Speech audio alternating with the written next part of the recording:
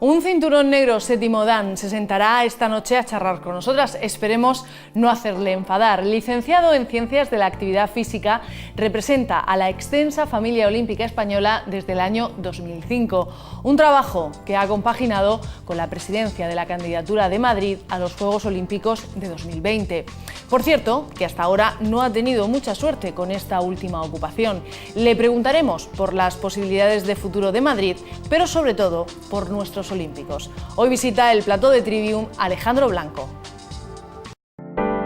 3 caminos, 3 rutas, gramática para comprender hechos, lógica para razonarlos y retórica para expresarlos. Son 3 de las 7 artes liberales relativas a la elocuencia, cuyo propósito es dar al hombre libre conocimiento y destreza. La confluencia de estas 3 artes da origen al Trivium.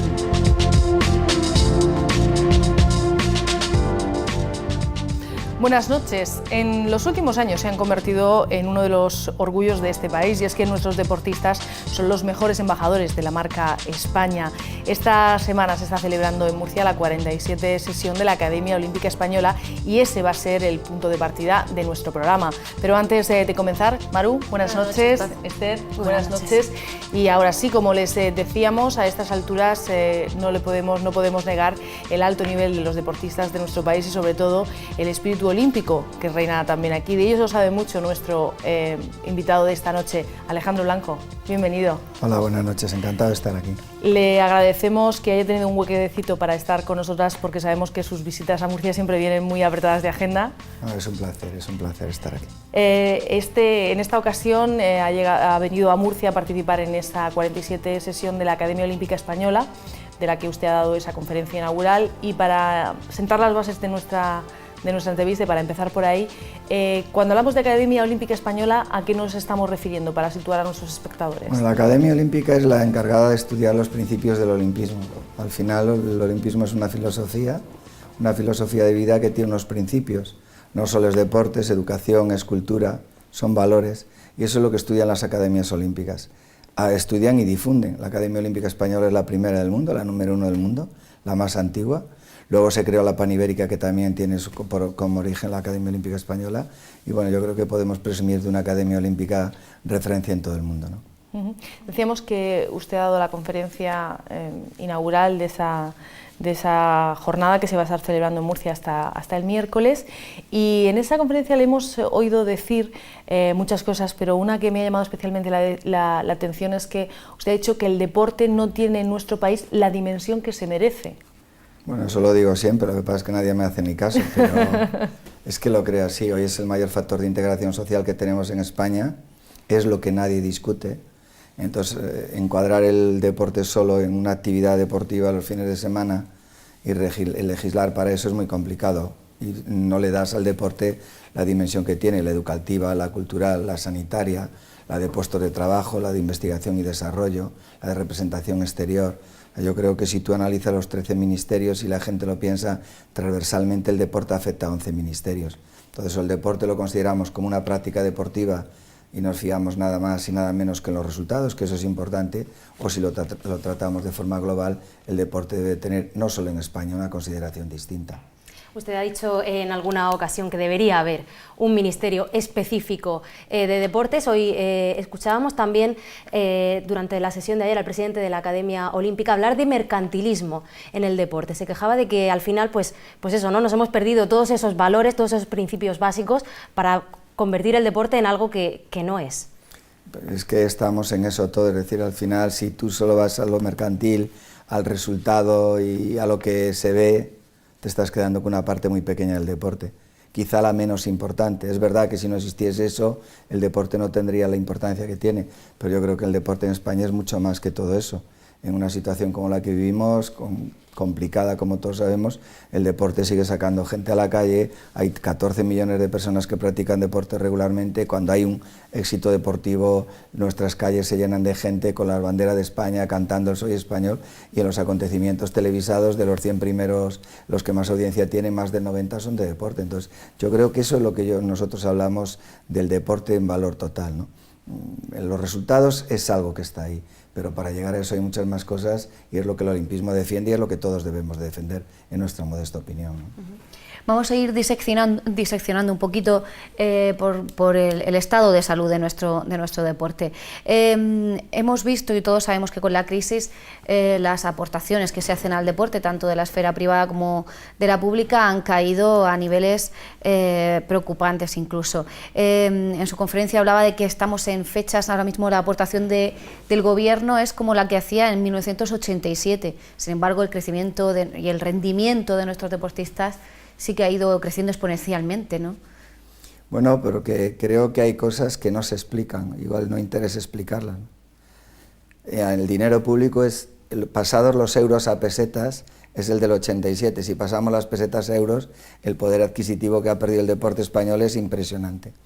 Pero ¿qué es lo que está pasando? Que viene mucha ayuda privada no solo de empresas, sino ayuda privada familiar.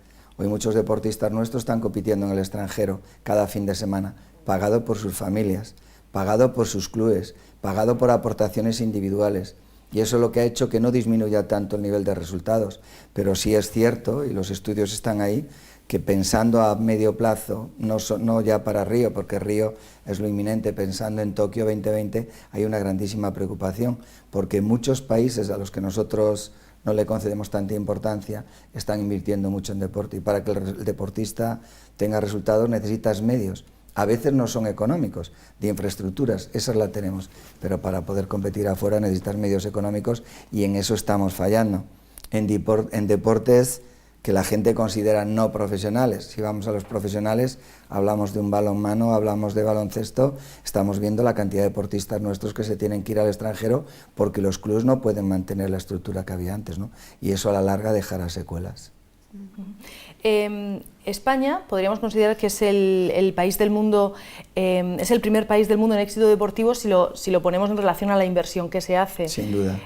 También le hemos escuchado reclamar que sería necesario que nuestro país llevara a cabo una ley de mecenazgo en ese sentido. Claro, porque primero, en el año 2012 se ha hecho un estudio y España es el primer país del mundo en deportes mediáticos, aquellos que más se ven en la televisión, ¿no? Hablar las motos, los coches, el fútbol, la natación, atletismo, bueno, la suma de todos esos deportes que todo el mundo conoce. Pero lo que no se estudia de verdad es la relación inversión-resultados.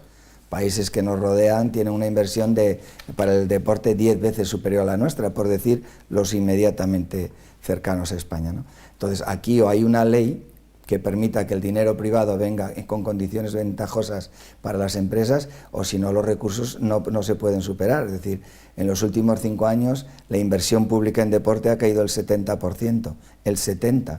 Es muy difícil recuperar ese terreno, esté quien esté gobernando. Entonces, si tú quieres mantener el mismo nivel económico para que los deportistas puedan competir, lo tienes que traer del dinero privado, que es lo que están haciendo muchos países. Es decir, en algunos países saca un céntimo de las llamadas telefónicas, en otro de las apuestas, en otro diversos medios, pero de tal forma que haya más dinero privado. Si no, repito, el deporte caerá. Sin embargo, sí hemos escuchado en los últimos días a algún representante del Gobierno hablar de que es cierto que en España no existe esa ley integral de mecenazgo de la que estamos hablando, pero sí que defienden que sí que existen medidas fiscales importantes para apoyar el deporte español. No sé si ustedes tienen también esa misma impresión o no están de acuerdo con esta defensa que se hace desde el Gobierno. Yo creo que cuando un político dice eso, pues le damos la razón y ya está. Pero la realidad no es esa. En España la gran ventaja en cuanto a inversión privada es el programa ADO. Hablo del deporte global. El programa ADO lleva desde el año 1986, que es cuando se crea, y ahí se invierte directamente, empresas invierten directamente en la preparación de nuestros deportistas olímpicos. Luego sí es cierto que hay determinados programas o competiciones como la Copa América o diversos acontecimientos. Pero en general para el deporte, el único que tiene ventajas fiscales de verdad es el programa ADO, y es un programa muy específico. Ahora se ha hecho un experimento que a mí me parece muy bien, de potenciar con un excepcional interés, o sea que esas grandes desgravaciones, unos partidos amistosos de fútbol de España en el extranjero de diversos equipos. Y yo digo, bien, si eso es bueno para la marca España, mucho mejor será la selección española de fútbol. o mucho mejor será la selección española de baloncesto, la de balonmano, la de natación, o la de ciclismo, la de judo, la de taekwondo, y esos no lo tienen. Entonces yo creo que todo lo que hagan está bien, pero estamos cojos en ese nivel, y eso es una realidad, no admite discusión. Sin embargo, el deporte es fundamental para la sociedad y para nuestra economía, porque hablamos de lo que puede subvencionar el gobierno a los deportistas, pero también hay que hablar de la otra cara, que es que el deporte también genera ingresos, aporta al PIB, atrae turismo, o sea que eso no tenemos que perder de vista. Esa cuenta no la hemos visto nunca los españoles, ¿no? Es decir, vamos a ver, hacemos una desgravación y dejamos de recibir recursos, bien, de acuerdo, pero ¿cuántos recursos generas por otro lado? Es decir, cuando en España se organiza un campeonato del mundo, no hablo de baloncesto, balonmano, que son más mediáticos, o ciclismo, un campeonato sencillo, o más desconocido, perdón, como ha sido el Campeonato del Mundo de Tiro que hicimos el año pasado en Granada.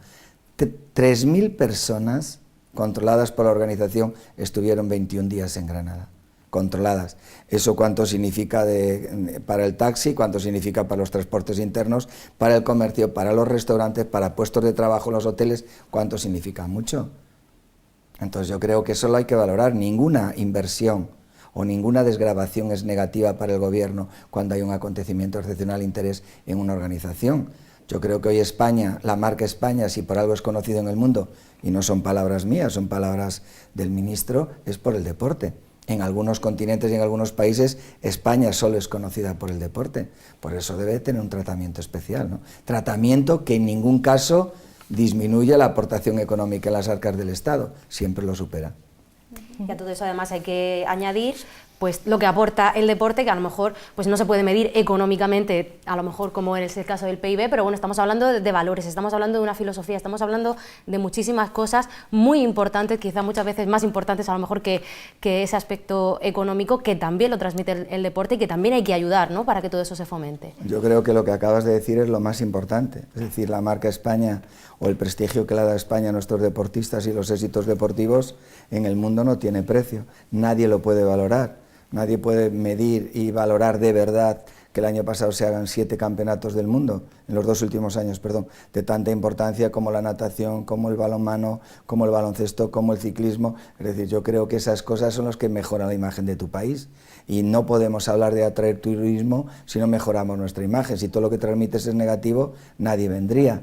Yo creo que los mejores embajadores son los deportistas, el mejor medio es a través del deporte, y eso es lo que hay que cuidar, ¿no? Porque eso es lo verdaderamente importante, más allá de los éxitos deportivos. Hablamos de deporte y vamos a hablar ahora de los deportistas, porque después de dedicar toda una vida al deporte, después viene qué pasa después de cuando se cierra esa etapa deportiva.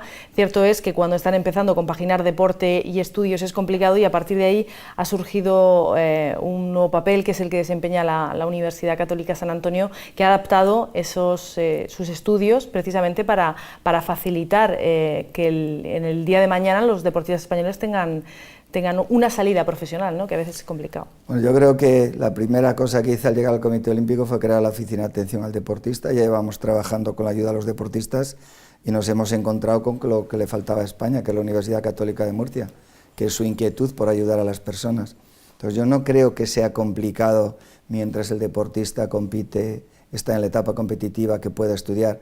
Es complicado con el sistema que hay en otros sitios, pero no cuando tú tienes unos tutores, a gente que está al servicio del deportista y entiende la vida del deportista. El deportista no puede llevar una vida de estudios igual que un chico que solo se dedica a estudiar. Pues él entrena, compite, estás en el extranjero, entonces hay que adaptar los estudios al año competitivo que él tiene.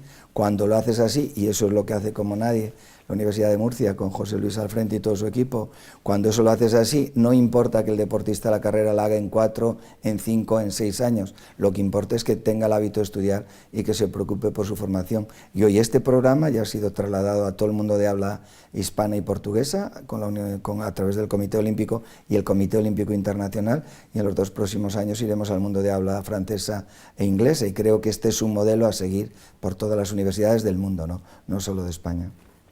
Es lo que se está haciendo, ¿no? Intentar trasladar y cambiar ese modelo global en el que los deportistas pues, pueden dedicarse profesionalmente a ese trabajo, que es el suyo, ese es el de competir, pero también, ¿no?, formarse para un futuro. Es cierto que en los últimos años, pues desde que la Universidad Católica San Antonio y el COE pues, decidieron unir sus fuerzas y caminar juntos en esa línea, en ese sentido, pues les vemos prácticamente que son uno, ¿no? Le quería preguntar, pues cómo fueron esos inicios, ¿no? ¿En qué momento el COE se pone en contacto con la Universidad Católica o la Universidad Católica se pone en contacto con el COE? Bueno, no recuerdo la fecha exacta, lo que sí recuerdo es que para mí llegaron, digamos, un acuerdo, valga la redundancia, con José Luis, fue medio minuto, no llegó al medio minuto, es decir, creo que los dos pensamos lo mismo, los dos pensamos en la persona antes que en el deportista y los dos tenemos claro nuestra posición de servicio al deportista. Yo algo creo que José Luis y yo hemos aprendido, no está en los libros, pero sí está en la vida, es que al deportista no le tienes que regalar nada, absolutamente nada. No te pide nada, pero ayuda a la que se forme. Entonces, cuando tú le facilitas el que pueda estudiar, ya no hay nada más que hablar. Nosotros ahora estamos preparando unas pruebas de acceso a la universidad, que vamos a incluir a más o menos 50 deportistas de alto nivel, en donde hay medallistas olímpicos, medallistas mundiales, que tienen 30, 28, 32, 35 años y que no dejaron sus estudios para poder competir y ahora se dan cuenta de que la vida después de la competición es muy dura, que si no estás preparado es imposible. Entonces ellos quieren prepararse así, con tiempo, con gente que le quiera, gente que esté dispuesta a ayudar, que necesitas, y yo estoy aquí para poderte impulsar en tus estudios, y creo que es una sintonía total. Es que no he visto nunca en dos personas que haya más sintonía ni personal, ni de sentimientos, ni de principios, ni de objetivo. Entonces, para mí es muy fácil con José Luis y espero que para él sea muy fácil también con nosotros y que podamos seguir muchos años, ¿no? Lo que comenzó, bueno, la Universidad Católica comenzó con el apoyo a Mireia Belmonte en un momento complicado para ella, en la que incluso se había pensado dejar la competición por falta de recursos, y eso quizá fue un punto de inflexión, porque después de la llegada de ese patrocinio hemos visto cómo Mireia se ha convertido en la atleta española del 2014, batiendo récord, consiguiendo medallas. Entonces da la sensación de que no somos conscientes del talento que se puede perder en el camino en nuestro país si no hacemos algo, ¿no? Bueno, Mireia atravesó una etapa muy difícil y hoy es la mejor nadadora del mundo, con eso está dicho todo. Yo creo que hay que valorar mucho una cosa que el que no está metido probablemente no le conceda tanta importancia. Para que el deportista rinda al 100%, para el deportista, el periodista, el médico, el ingeniero, todo lo que está al lado tiene que estar en una situación perfecta y que a esa persona no le ocasione ningún problema. Es decir, que ella pueda o él puede estar las 24 horas del día pensando única y exclusivamente lo que tiene que pensar.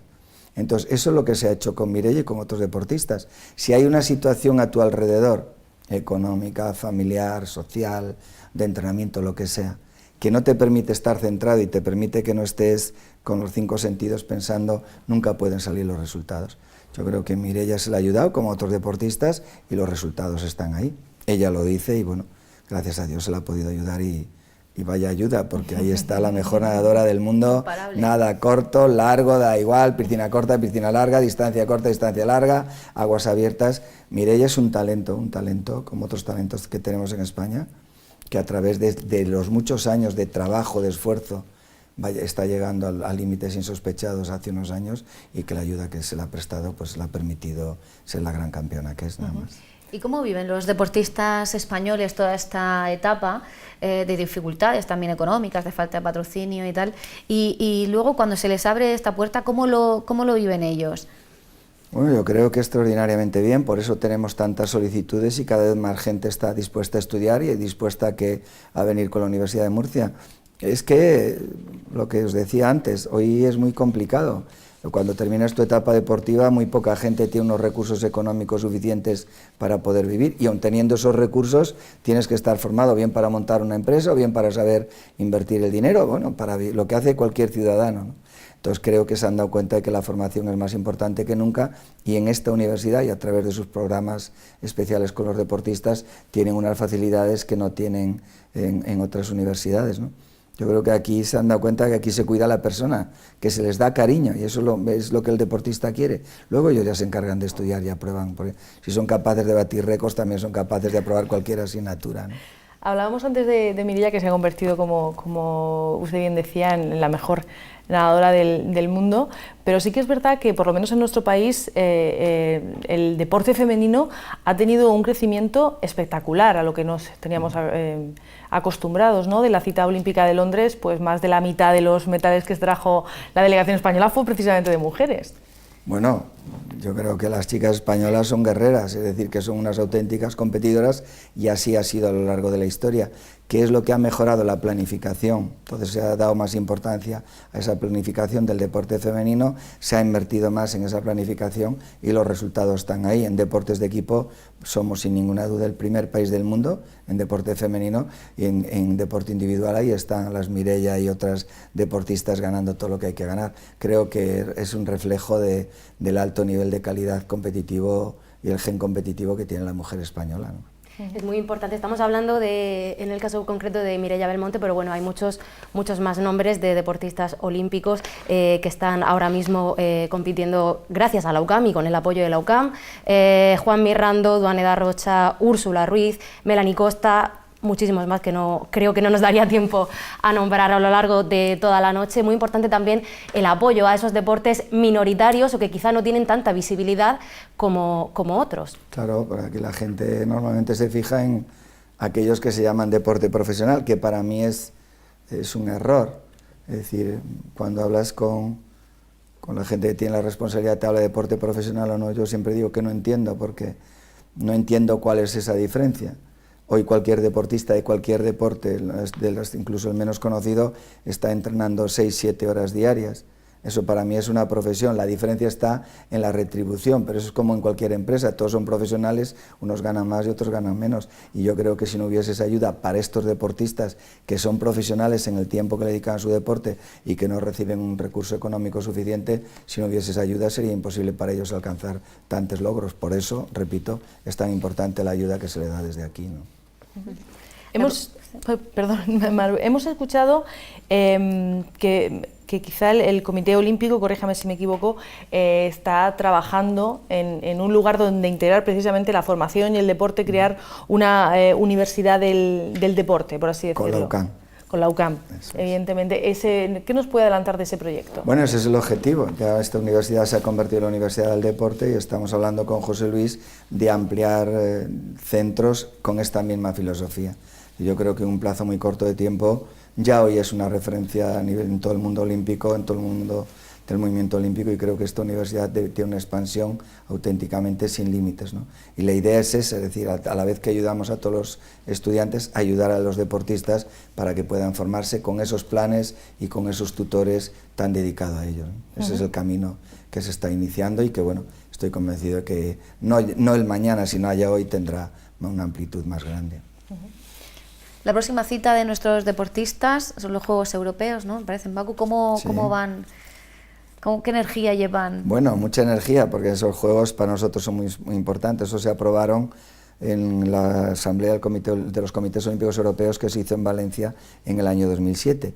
Y como todo en la vida, al principio tenía sus reticencias. Bueno, pues hay 6.000 deportistas, va a haber 10.000 personas que estarán en los Juegos, entre deportistas, técnicos y todos los demás cuerpos que están allí, y van a ser unos Juegos extraordinarios, y yo estoy convencido que en la segunda edición, en esta primera edición, que se ha ido de menos a más, con todo el rigor además, porque creo que debe ser así, ya en 10 deportes los resultados clasifican o tienen importancia para la clasificación de los Juegos Olímpicos de Río. Yo creo que la segunda, tercera edición estarán tan consolidados que serán los mejores Juegos de todos los continentes, porque Europa es el continente más fuerte a nivel deportivo, ¿no? Hay una expectación en Bakú, que es en donde se va a hacer verdaderamente impresionante. Se están organizando unos Juegos al máximo nivel, al nivel de Pekín, hablo de instalaciones, de medios económicos, y yo creo que todos los deportistas están encantados. Y nosotros vamos a llevar una expedición en este momento, más o menos 205 deportistas. Es una expedición muy importante y yo creo que tendrá grandes resultados en Bakú. Tenemos esa cita en Azerbaiyán y luego en verano en Georgia. en verano en Georgia, en Tbilisi, con los Juegos de la Juventud. Bueno, ahí llevamos, estos son los Juegos de los futuros campeones olímpicos. Llevamos menos deportistas, normalmente nos movemos entre los 80, 90 deportistas, siempre tenemos buenos resultados, siempre nos movemos 10, 11, 12 medallas, y es muy importante porque ahí saldrán los futuros talentos. Sí, no tenemos tiempo de descansar, aquí todo es campeonato, campeonato, campeonato. Vamos encadenando una competición con la otra, siempre con la vista puesta en esos próximos Juegos en Río. Están los equipos, ahora es el momento de la clasificación, este es el año más importante, hasta marzo-abril del año 2016 está el periodo de clasificación en la mayor parte de las federaciones. Hay deportes que duran hasta el final la clasificación o deportes de equipo que si no se han clasificado a los campeonatos del mundo tienen los preolímpicos en mayo. Pero el 70-80% ya lo tendremos en abril. Hasta ahora los resultados van bien. Cuando hacemos el estudio comparativo con los otros ciclos olímpicos nos estamos manteniendo en un buen nivel y ojalá luego en Río se pueda refrendar los resultados de los Juegos Olímpicos de Londres o de Pekín, ¿no? Tenemos Río en 2016 y en 2020 Tokio. A todos nos hubiera gustado que ese año los Juegos Olímpicos hubieran sido en Madrid. Usted era el presidente de esa candidatura. Supuso un duro golpe para todos porque a todos nos hacía ilusión que al final esos Juegos Olímpicos pudieran venirse a Madrid. Pero ¿qué fue lo que falló? Porque desde fuera todos pensábamos, todos estábamos convencidos de que Madrid era Madrid llevaba un buen proyecto para que esas Olimpiadas vinieran a España otra vez. Solo falló la votación, que se equivocaron a la hora de alguien votar. Se equivocó, ¿no? Si alguien se equivocó, no falló. A ver, es muy complicado, no tiene una explicación racional, no la tiene. Pero son como todas las votaciones. Hasta ese momento nosotros empezamos una carrera muy complicada, era la peor situación económica de España, de toda nuestra historia, y sobre todo la peor en cuanto a repercusión negativa fuera de nuestro país, ¿no? Empezamos la carrera en las apuestas con un 10-1 con Tokio y 8-1 con Estambul. 3 días antes de los Juegos estábamos 1-1 con Tokio y Estambul ya ni se la consideraba, y en el momento de la votación nos ganaron. Entonces no hay ninguna explicación que pueda explicar bien qué es lo que pasó, porque el voto secreto no tiene explicación. Lo que sí es importante es que esto fue septiembre del 2013, en diciembre del 2014 el Comité Olímpico ha hecho en Mónaco su Asamblea General y ha tratado al presidente Thomas Bach, que va a ser además investido doctor honoris causa, ha hecho un trabajo extraordinario de plantearse el futuro del movimiento olímpico en toda su extensión. Y uno de los puntos de la Agenda 2020 era cómo deben de ser las próximas ciudades, ¿no? Las candidaturas. Todos los planteamientos de Madrid son los que se han presentado con vistas al futuro. Es decir, todo lo que nosotros pensamos se ha plasmado en la Agenda 2020 para llevarlo a las siguientes candidaturas. En Mónaco todo era esto es Madrid, esto es Madrid, esto es Madrid, y es verdad. Nosotros que decíamos, los Juegos tienen que estar adaptados a la realidad social y económica que vive el mundo, adaptado a las ciudades, adaptado a los tiempos, adaptado a los legados, y todo eso es lo que se ha aprobado. Te da una victoria moral de decirte lo que tú planteabas es lo bueno. Ya no lo decían antes de la votación, usted está planteando, me decían en todas las entrevistas, un nuevo modelo de juegos, y yo decía, estamos planteando un nuevo modelo de juegos, el modelo real. ¿No nos valió para ganar? Bueno, pues mala suerte para nosotros, de verdad, porque fue una gran decepción, pero estábamos convencidos de que ese era el futuro y el tiempo nos ha dado la razón. ¿Lo vamos a seguir intentando? Yo creo que sí se debe seguir intentando, no para el 24. Hemos tenido 3 derrotas consecutivas y esta candidatura debe descansar, pero por el nivel deportivo y el nivel organizativo y por lo que España le ha dado al movimiento olímpico, Madrid debe de optar a otros Juegos. Vamos a ver, una vez que se pone la Agenda 2020 en marcha, cómo se desarrolla lo que se ha aprobado y ver cuál es el momento oportuno para Madrid, pero yo creo que Madrid y España tienen que optar a otros Juegos. Pero Alejandro, el voto es secreto y usted, como ha mencionado, pues en las entrevistas, pues casi todos le decían que sí, que teníamos su voto, ¿no? Al analizarlo, ¿hubo algún golpe de timón en la última hora? ¿Alguien cambió la voluntad de, no sé? No, yo creo que nadie la cambia. ¿Cómo puede ser que tuvieran los sís y luego resultaran que no? Yo creo que nadie cambia. A ver, antes de una votación todo el mundo te dice que sí, pero además es su obligación decirte que sí. Muy poca gente te dice que no. ¿Para qué te vas a llevar un disgusto, no? Pues te dicen, yo te voto, tu candidatura, pero tú sabes más o menos quién está contigo. Es verdad que lo sabes. Pero también te puede fallar, porque en el voto secreto, yo creo que cuando la gente dice el 90% lleva el voto decidido, o no, ¿o no? Hay muchas cosas, la última presentación, las últimas noticias, y nosotros atravesábamos un momento muy malo en cuanto a la posición de España frente al mundo, ¿no? Yo la mejor explicación que me dieron y la que más me convence, porque además es la realidad, ¿no?, es la que dice: Madrid era la mejor candidatura, Madrid hizo las mejores presentaciones, pero había una situación de total enfrentamiento del mundo con la situación económica de Madrid y del sur de Europa, ¿no? Entonces, claro, si tú eres una persona que tienes derecho a voto y votas, y tú piensas, yo le voy a dar los Juegos a un país que no lo veo estable económicamente, esta decisión es muy importante para el Comité Olímpico, porque de organizar unos Juegos, del dinero que se genera, es del dinero que va a todas las federaciones internacionales, a todos los comités olímpicos de todo el mundo, que se hacen los programas de solidaridad con ayuda a gente que no tiene medios. Esto es una cantidad de dinero impresionante que puede correr peligro. La gente en el momento de la verdad puede decir: a mí me gusta tu candidatura, pero voy a votarlo seguro. Y Japón era una candidatura seguro. A Japón, cuando llega y dice: miren ustedes, yo tengo 4.000 millones de dólares en el banco puestos a disposición del movimiento olímpico. La gente dice: hombre, pues casi voy a lo seguro, ¿no? Casi no me arriesgo, ¿no? Pero claro, es así. Pero lo sabían antes, o sea, nuestra situación, que estábamos al borde de la intervención, también la sabían antes de darnos por favoritos y decirle a usted: le vamos a dar nuestro voto. Se creó un ambiente extraordinario con las presentaciones de Madrid. Nosotros fuimos de menos a más. Cuando empezó el partido, como decía antes, no contábamos en el partido, ¿no?, por la situación económica, pero a medida que fuimos haciendo presentaciones, la gente se dio cuenta del proyecto que tenía Madrid. Es que nadie tenía un proyecto como Madrid. Para empezar, el proyecto de Madrid estaba construido, y el de Tokio y Estambul son proyectos virtuales. Eso para empezar.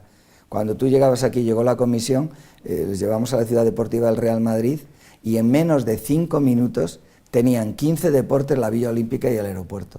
Claro, eso no lo tiene nadie. Entonces, si no te lo dan es porque hay unas condiciones que a ellos, porque nadie influye sobre los miembros del Comité Olímpico Internacional, nadie. O sea, cuando la gente se pone a votar en secreto, olvídate de todo lo que te hayan contado, votaba en conciencia. Y bueno, votaron Tokio, enhorabuena, y ya está, aplaudir.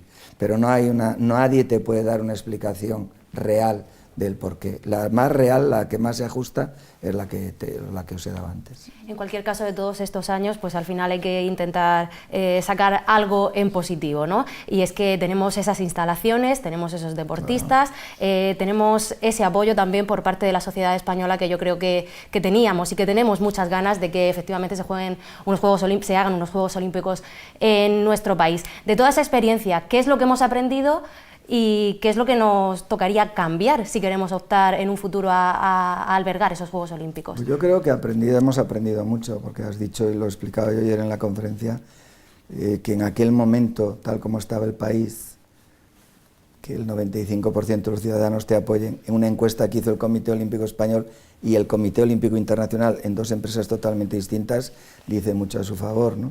Cuando yo me reuní con los representantes de los dos sindicatos mayoritarios y explicamos el proyecto, la gente entendió que ese era un proyecto vital para la recuperación de nuestro país. Entonces yo creo que eso lo hemos aprendido, y que cuando a la gente le explica las cosas bien, cuando le explica lo que significa un proyecto como este, que es verdad que hay que hacer inversión.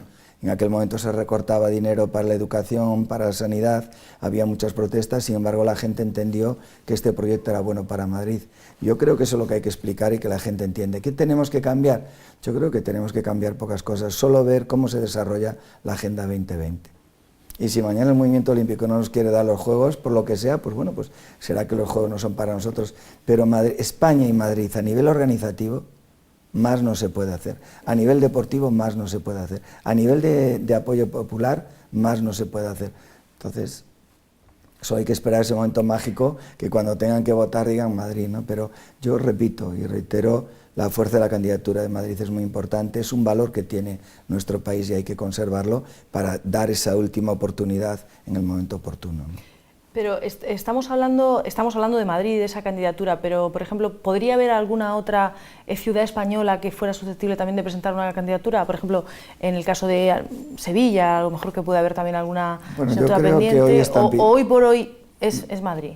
Yo creo que hay varias ciudades que lo podían presentar, pero la candidatura fuerte es Madrid en este momento, porque es la que tiene todo el pozo de 3 candidaturas en donde están las instalaciones hechas, y ahora mismo, si tú planteas hoy una ciudad distinta, digo hoy, no sé mañana, hacer una inversión de 20.000 millones, yo creo que el ciudadano dice que no. Que mejor invertimos, mejor invertimos en otros. De hecho, estamos viendo ciudades, países que están a nuestro alrededor, Italia, Francia, que están haciendo un planteamiento de Juegos Olímpicos no solo en una ciudad. ¿Por qué? Porque es muy complicado el decir hoy invierto en esta situación tanto dinero en unos Juegos, pero es que Madrid ya los ha invertido. Es que aquí hay que hacer una inversión mínima, entonces por eso creo en la fuerza de Madrid. Y luego todo este camino deja un pozo positivo. Sería, en mi opinión, no sería conveniente empezar con otra ciudad de nuevo, pero bueno, esa decisión la tienen que tomar probablemente otro presidente del Comité Olímpico y seguramente otro alcalde, ¿no? Yo quería preguntarle un poco por estamos hablando de los grandes retos del futuro del deporte, del olimpismo, pero bajando un poco a lo concreto, a lo real, a lo que al deporte de la sociedad.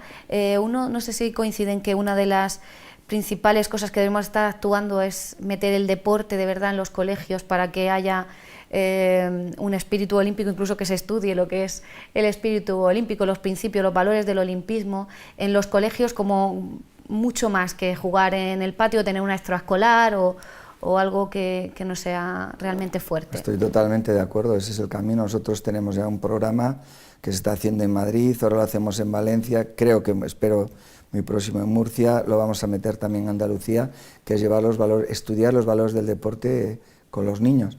Y este programa se llama Héroes Olímpicos, y todos olímpicos tiene una aceptación increíble. El niño, cuando le explicas las cosas y se las explica un deportista, lo entiende perfectamente. Y los valores del deporte son lo que tenemos que educar, al final es lo que te forma para la vida, ¿no? Yo creo que invertir en el deporte escolar, invertir en enseñar los valores, pero igual que enseñas matemáticas y física, menos horas evidentemente, pero enseñarle que nadie consigue nada sin trabajo, sin esfuerzo, sin dedicación, sin sacrificio, sin respeto, todo eso creo que forma a la persona. Y eso, cuando te lo explica un profesor, tiene una aceptación impresionante. Cuando te lo explica un gran deportista que admiras, ni te cuento. Esa experiencia ya está puesta, está en funcionamiento y creo que ese es el futuro. Si le parece, hemos hablado de los deportistas, de los proyectos, pero vamos a hablar del medallero. En el caso del deporte español, Barcelona 92 supuso un punto de inflexión.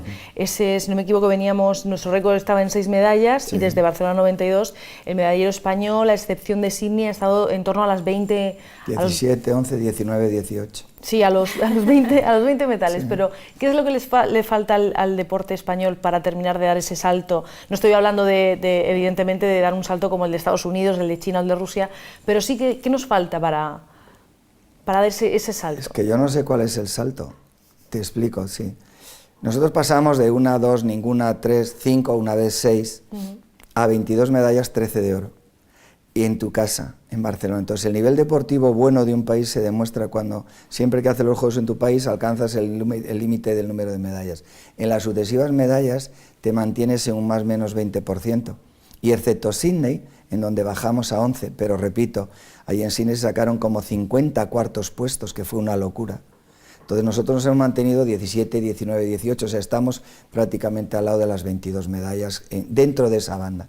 Pasar de eso es muy complicado, porque pasar de eso significa ir a otro escalón y necesitas una inversión mucho más grande. Entonces yo creo que nuestro nivel, una vez sacaremos 18, otra vez 20, un día nos pueden tocar 23 y esos cuartos puestos, pero estamos más o menos en nuestro límite. Ojalá hubiese una inversión tan grande que se pudiese hacer una apuesta tan fuerte para seguir aumentando, pero eso cada vez es más difícil. ¿Por qué? Porque todos los países están invirtiendo en deporte. Y países que hace un tiempo tú no considerabas van a los Juegos, hagan 5, 6, 8 medallas, 8 que restan a los países históricos. Y claro, nosotros medirnos con Estados Unidos, Rusia, no sé, Japón o China es imposible, por la inversión. Primero, somos un país de 40 millones de habitantes.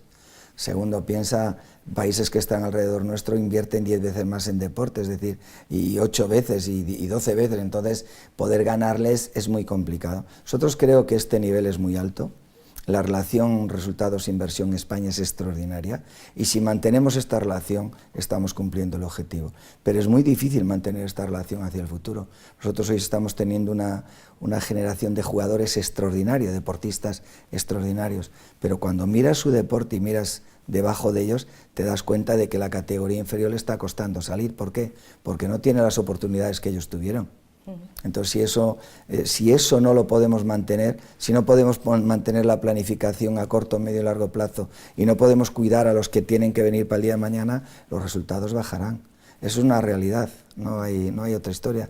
Según usted, según el presidente del Comité Olímpico Español, ¿en qué punto, en qué momento se encuentra el deporte en nuestro país? En un momento extraordinario, en un momento increíblemente extraordinario. Es decir, nosotros no podíamos pensar mantener tantos resultados, porque Barcelona es que es el 92, ya han pasado muchos años, y España en el 2012 fue considerado el primer país del mundo en deportes mediáticos. Es decir, nosotros tenemos unos resultados extraordinarios, muy por encima de la inversión que se hace. ¿Por qué? Porque en España hay un alto nivel competitivo de chicos y chicas, hay grandísimos entrenadores, y luego España puede presumir de algo que pocos países tienen, que es planificación. Y luego hay una ayuda muy importante del club privado. Por eso se mantienen los resultados. Pero en el momento en que eso falle, porque tú no puedes permitir que un chico, porque no hay medios económicos para que él vaya a todas las competiciones que hacen las internacionales, las federaciones internacionales han aumentado mucho el calendario y el nivel de ranking para clasificarte exige ir a muchas más pruebas. Si tú no puedes mantener eso, evidentemente el deporte, los resultados bajarán. Y bueno, ese es el peligro que corremos. Hombre, yo creo que la situación económica está empezando a mejorar, creo que iremos más hacia arriba económicamente y eso permitirá que haya más dinero o sobre todo que haya más sensibilidad para que nuestros deportistas puedan tener recursos, ¿no? Si eso es así, pues el deportista español, como le des una oportunidad, te va a ganar, eso no hay ninguna duda. Porque ¿cómo es la vida de un deportista español si lo consideramos en relación a deportistas del entorno europeo? ¿En qué nos diferenciamos y cómo lo pasan de verdad nuestros deportistas para salir de las capas inferiores y para sobrevivir o vivir del deporte y poder además competir? A nivel particular de entrenamiento es igual que cualquier deportista. Yo el otro día tenía una reunión a las 9 de la mañana con una grandísima deportista de un deporte que es bádminton y ya llevaba el primer entrenamiento de 2 horas. O sea que empezaba a las 6:30, de 6:30 a 8:30, luego hace el de mediodía y luego hace por la tarde. Hay deportistas que hacen 3 sesiones, claro, si entrenas 6 horas, entre entrenamiento y entrenamiento tienes que descansar, o sea que eso es al nivel de cualquier deportista del mundo que quiera salir. La diferencia está en los medios que tú tienes para poder participar. No es lo mismo que tú vayas afuera tú sola, a que vayas con tu entrenador, con tu preparador físico, con tu fisio, por ejemplo. No es lo mismo que tú vayas al mismo hotel de la competición 3 días a que vayas a una pensión, el segundo día vayas al hotel y el tercer día duermas en el aeropuerto. No es lo mismo que hagas 10 salidas a que hagas 15. Es decir, yo creo que en eso, si no hay recursos, es en donde te va a fallar a ti la oportunidad de competir en igualdad de condiciones. Pero pienso que a poco que mejore la situación, volverán a tener recursos y volverán a poder participar igual que participaban antes. Pero esta es la realidad de ahora. Que no se quiera contar es otro tema, pero es la realidad de ahora, ¿no? Y ustedes cuando hablan con la administración les plantean los problemas de los deportistas españoles para que aporten, han caído la subvención y el apoyo económico es menor, se entiende por la situación, pero en algún momento deben de dar un poco marcha atrás y seguir apoyando al deporte. Se lo explicamos nosotros, se lo explican los deportistas, que son los que mejor hablan, pero la verdad es que el de la administración, como no puede ser de otra manera, te dice esto es lo que yo tengo. Y la administración no tiene la facilidad de poder sacar recursos de donde no hay, y bien es cierto que si hay una situación económica muy complicada para todo el país, nadie entendería que le bajes a sanidad o le bajes a cultura, le bajes a educación y le subas al deporte, es verdad, ¿no? Pero el plantear las cosas, las realidades, nunca es una crítica, siempre es una constatación de qué momento vivimos y cuáles son las consecuencias de este momento. Entonces yo creo que eso es lo que estamos haciendo absolutamente todos. Tú cuando ves a un deportista olímpico, una gran campeona, campeonísima, que dice que ha tenido que ir a un sitio y pagárselo ella, pues realmente te cuesta entenderlo, pues están representando a tu país, ¿no? No se están representando ellos. Si vas a un campeonato del mundo y te tienes que pagar la salida, estás representando a tu país, no es un torneo individual. Y esta es una realidad. Ojalá esta realidad sea pasajera, ojalá esto cuanto antes finalice y los deportistas puedan tener medios. Pero aún así sacan resultados, imagínate si volvemos a una bonanza económica, que tengan todos los medios, pues España se seguiría disparando porque, repito, tenemos todo lo necesario para que nuestros deportistas triunfen. Estamos llegando ya casi al final de nuestro programa, de nuestra entrevista de esta noche, pero a mí sí que me gustaría preguntarle, como presidente del Comité Olímpico Español, ¿hacia dónde le gustaría a usted que fuera el movimiento olímpico en nuestro país? ¿Hacia dónde tendría que ir encaminado? Hacia lo que decía antes, a que el deporte se le conceda la importancia que merece. Es decir, somos generosos cuando ganamos y nadie pregunta cuánto ha costado. Eso ha sido... Perdonad. Os juro que pensé que estaba parado. Nadie pregunta cuánto ha costado llegar ahí, nadie pregunta eso. Entonces yo creo que a mí me gustaría que el deporte alcanzase la dimensión que debe de alcanzar. Es decir, el deporte en las escuelas, el deporte en las universidades, que la gente entienda la importancia del deporte como para la salud, la gente que entienda la importancia que tiene para nuestra industria la inversión y la investigación en el deporte, lo que significa para nuestra industria cuando le preguntamos a las personas que vienen a España, a los turistas, el primer motivo por el que vienen es el tiempo, el segundo es la comida y el tercero es el deporte.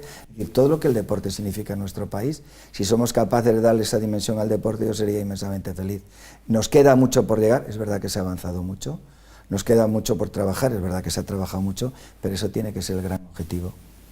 Pues esperemos que así sea, por el bien de nuestros deportistas y por el bien de nuestro país. Le agradecemos muchísimo que haya estado con nosotros, que haya compartido este ratito con nosotros, que nos hayamos acercado un poco más a la realidad que viven los deportistas olímpicos en nuestro país, y esperemos que esos valores del olimpismo pues los apliquemos, pero no solamente al deporte, sino a todos los ámbitos de la vida, que seguramente nos iría muchísimo mejor. Sin ninguna duda, si llevásemos a la vida real los valores del deporte, mucho mejor iría este país y todos los países. Gracias a vosotros por esta entrevista, ha sido maravillosa.